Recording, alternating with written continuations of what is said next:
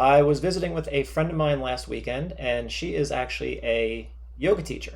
And I was just looking to meet up with her and kind of look at some different yoga poses and how they could be modified for PRI integration, keeping in mind the human asymmetry.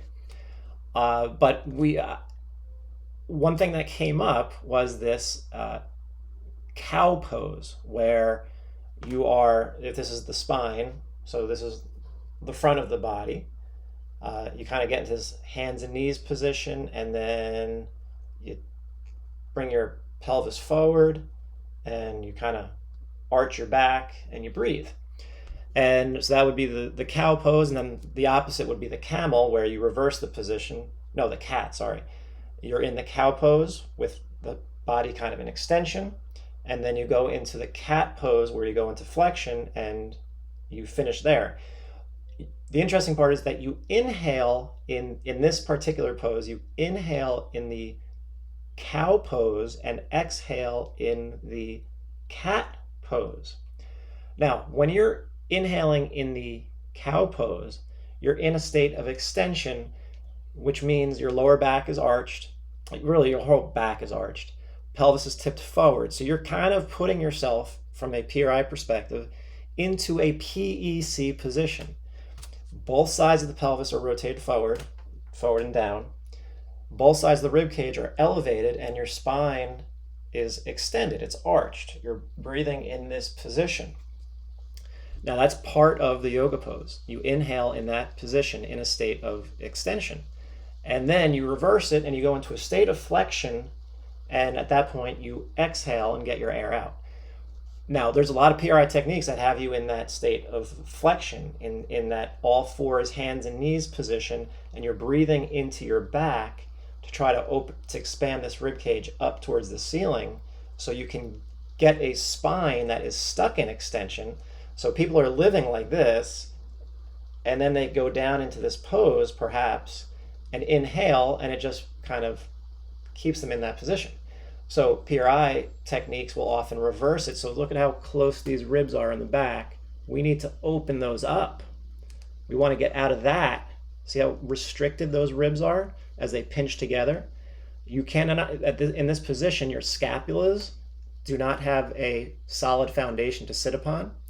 And you can't get, the only place air is going to be going is up through the front. And your spine will be coming forward, your weight will shift forward, your pelvis will be rotated forward. So again, you're kind of, this position itself is kind of putting you into a PEC position. Now, theoretically, if you inhale here in extension, it would be great to then reverse it, go into flexion into the cat pose, and exhale to get the ribs to come down, and get the air out. So you'd be essentially in the cow pose, kind of disengaging your diaphragms to breathe in, and then exhaling to get the ribs into the proper position again for the diaphragms to re-engage on the next breath. However, if you extend your back again, then you're just taking the diaphragms out of the equation, because the diaphragms, the right and the left, require the rib cage to not be in extension. When the ribs are up in front and the spine is extended and your ribs are what we call externally rotated, the diaphragms themselves can't be in a domed shape. At least on the left side, they're going to lose their dome shape. It's going to be more diagonal. And a diagonal flattened, we want diaphragms that are domed, particularly on the left. If it's domed, it can go down. If it's already flattened, so it goes from a dome to as James Anderson said, to a pancake. Dome, pancake. Inhalation, exhalation. Inhalation, exhalation. As these ribs expand, that's where it becomes a pancake. As these ribs come back down through exhalation, back up to the parachute. Parachute, pancake, parachute, pancake. That's how it should work. If you're in extension, these diaphragms are already kind of pancaked, so they can't go down, so they can't really pump. So if the diaphragm can't go from a dome to a pancake, it's not pumping, so you're going to have to use neck and your back, your neck muscles in your back, to help pull air in.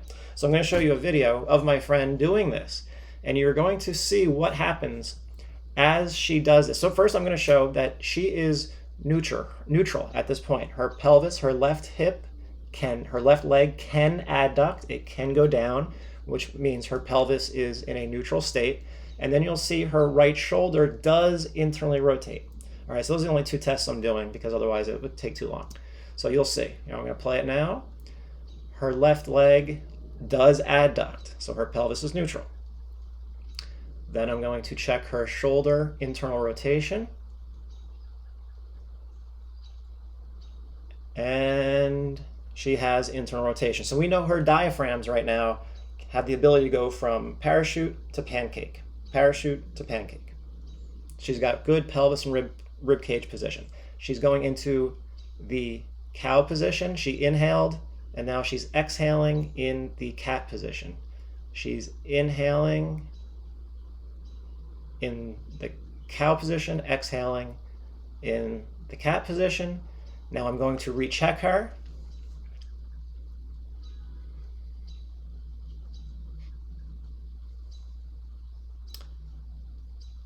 And her leg no longer adducts. She is back into the left AIC pattern. She's laughing. I cut the audio, but she's laughing. And she's now back into the right BC pattern as her right shoulder. It's not terrible, but she lost range of motion in her right shoulder as well. So breathing in extension in that cow posture locked up her system. Going into the reverse position and exhaling was not enough to counteract that breath in extension in the cow position. So what does that mean? Well, her goal, as she has to work on pelvic stability, she's very, as she's a yoga teacher, as many yoga teachers are, they tend to be very flexible. May be good, may not be good. They might not have ability to control their body through all that flexibility. So her goal is to use her flexibility. She's going to stay flexible, but she just has to learn how to control that pelvis and rib cage and shoulder blades, so that her goal is go into that cow posture, inhale if she needs to, which will lock her system up. But can she then reverse it, go into the cat position, exhale, and then have me retest her and be neutral? So just think about extension. Most people are living like that and breathing in that cow posture the entire day. They're strength training in that cow posture, extension and breathing every day. They're doing this, they don't realize it, and obviously they're walking around and sitting and standing and doing all these things, but they're basically in this cow posture without realizing it. And they're breathing, and it's just heightening the tension in their body. You saw what that one breath, it really only took one breath. She did it twice, but it really only took one breath. All it takes is that one breath. Maybe you're taking a big breath. You got a lot of weight on your back when you squat, and you take that big breath in. Oh, you just locked up your system completely. So if you want your hamstrings to work during a squat, that's not the way to do it. You'll be challenged. Let's put it that way. You'll be challenged in that squat if you take a big breath in and stabilize, because you just saw her hip flexors turned on. Her hip flexors just turned on, took that pelvis forward, and now her legs can't adduct. So she's not going to have much internal rotation of that left, or any of that left leg. It's going to be all hip flexors. So ideally, someone can get in and out of extension breathing, can get in and out of that position whenever they need to. But right now, probably because of the circumstances of her life and her job and her body type, she needs multiple breaths in the cat position to counteract one single breath in the camel position. So I do get comments from time to time, people saying, I don't believe any of this. We're not in extension, and people don't have to worry about it. It's not. Well, I can tell you, no one who comes to me for pain, or any other PRI practitioner, no one is living in a state of flexion. They're all living in a state of extension on either one side of their body or both sides. So just keep in mind, what you saw there could be happening to you. Don't assume it's not, because you are a human and you're going to extend your body because of stress and tension and lifting weights and everything else in life. That's not an issue. The problem is when you don't have a strategy to get out of that permanent cow position that you're breathing in. If you just I'm just going to lift weights, run, do whatever I want to do, sit in a chair, look at a computer, stare at a computer all day, continue to breathe with my neck, continue to breathe with my back. Don't worry about that left diaphragm. I don't believe any of this. There's going to be a price to pay. I can assure you, at some point, the system will break down because you're just tense, tense, tense, tense, tense, and those tension levels are just going to stay up and they're never going to resolve. So and I'm not saying don't do yoga. That's not what I'm saying. I'm just pointing out breathing in an extended posture is very easy to lock your system up, and it takes a lot more effort to get out of that position once you are already locked up. And to be honest, most people don't even know that they're doing that. So you just got to be balanced. You can't do one thing all the time.